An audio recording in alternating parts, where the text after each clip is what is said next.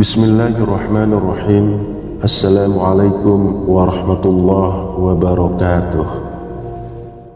Syukur alhamdulillah kita bisa berjumpa lagi di channel ini.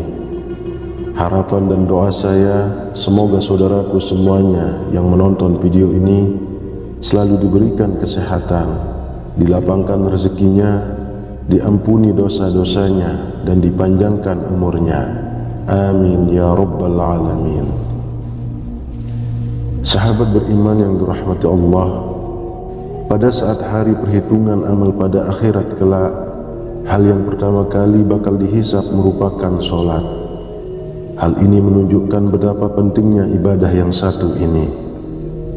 Dalam suatu hadis, Rasulullah SAW bersabda, sesungguhnya pertama kali dihisab, ditanya dan diminta pertanggungjawaban dari segenap amalan seorang hamba di hari kiamat kelak merupakan solatnya.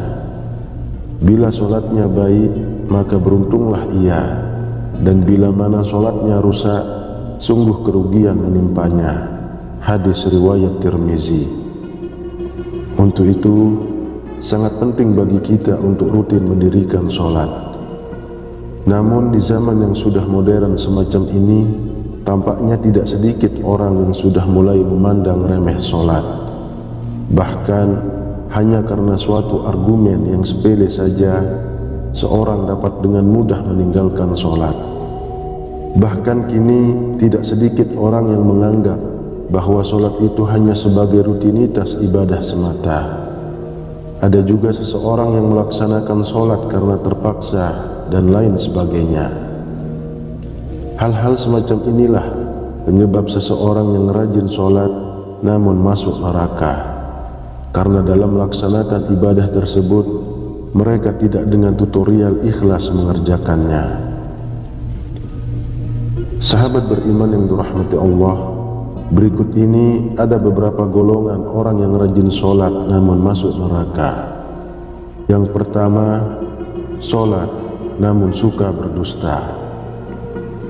Berdusta merupakan salah satu dosa besar dan diancam siksa yang pedih di akhirat kelak. Di zaman semacam ini, kebohongan tampaknya sudah menjadi suatu kebiasaan di kalangan masyarakat. Padahal, sekecil apapun suatu kebohongan akan tetap dianggap sebagai dosa besar. Meskipun ada seseorang yang rajin sholat dan beribadah, namun jika lisannya suka berbohong, maka sholat dan ibadahnya akan sia-sia semata, karena kebohongannya itu akan menghapus amal-amalnya. Dan jika ia mati dalam keadaan tidak bertaubat kepada Allah, maka dia akan dimasukkan ke dalam neraka. Yang kedua, sholat namun minum minuman keras. Hal ini tidak jarang kita jumpai di kalangan masyarakat. Tidak sedikit sekali orang yang memperbuat sholat namun suka meminum minuman keras. Inilah akibatnya jika menganggap sholat hanya sebagai suatu rutinitas semata, sehingga dalam melaksanakannya tidak dibarengi dengan hati yang ikhlas. Minuman keras merupakan segala jenis minuman yang memabukkan, dan minuman semacam ini sangat dilarang oleh agama Islam. Tidak sedikit orang yang sholat belum tentu dapat terhindar dari minuman keras atau khamar. Rasulullah SAW sendiri berkata bahwa setiap minuman keras itu merupakan induk dari segala macam kejahatan. Bahkan Rasulullah SAW juga melarang setiap muslim untuk mendekati khamar, apalagi meminumnya, baik sedikit atau tidak sedikit. Khamar merupakan barang haram yang tidak boleh diminum oleh orang yang beragama Islam. Rasulullah SAW juga melaknat orang-orang yang berhubungan dengan minuman keras atau khamar. Untuk itu, sebagai umat Islam, wajib hukumnya untuk menghindari khamar dan menjauhinya. Ketiga, sholat namun percaya dukun. Orang yang sholat namun ia percaya dengan dukun atau tukang ramal merupakan salah satu orang yang dapat dikatakan sholat namun ia masuk neraka. Seperti yang kita ketahui, dukun merupakan orang yang mengaku bahwa dia mengetahui perkara-perkara gaib dan tersembunyi. Dalam hadis riwayat Imam Muslim, orang yang percaya kepada dukun, maka solatnya tidak akan diterima selama 40 hari. Selain itu, percaya dengan dukun merupakan termasuk dalam kategori dosa besar, karena hanya Allah sajalah yang maha mengetahui segala sesuatu. Keempat, solat tapi suka menggunjing kejelekan orang lain. Allah Subhanahu wa ta'ala berfirman, apakah yang memasukkan anda ke dalam sakor atau neraka?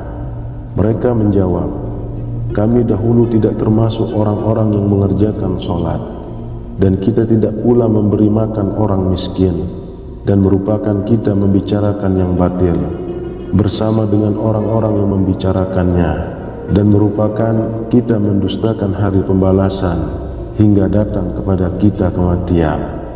Maka tidak bertujuan lagi bagi mereka syafaat dari orang-orang yang membagikan syafaat. Quran Surah Al-Muddatsir ayat 42 sampai 48. Kemudian yang kelima, solat namun mengabaikan anak yatim. Orang-orang yang sholat namun mengabaikan anak yatim merupakan termasuk dalam golongan orang-orang yang mendustakan agama. Hal ini sudah jelas diterangkan dalam Al-Quran Surah Al-Ma'un. Maka orang yang sholat namun tidak mau menolong orang miskin, mengabaikan anak yatim, dan enggan menolong sesama, merupakan termasuk dalam orang-orang yang celaka, sehingga sekalipun ia ahli ibadah, maka ia juga dapat masuk neraka karena ia menyia-nyiakan anak yatim. Mudah-mudahan kita dijadikan oleh Allah Subhanahu wa ta'ala orang-orang yang selalu mendirikan sholat. Jangan pernah tinggalkan perintah Allah Subhanahu wa ta'ala. Mari semuanya kita bertaubat. Wallahu a'lam bissawab. Demikian yang bisa saya bagikan. Semoga bermanfaat untuk kita semua. Amin ya rabbal alamin. Assalamualaikum warahmatullahi wabarakatuh.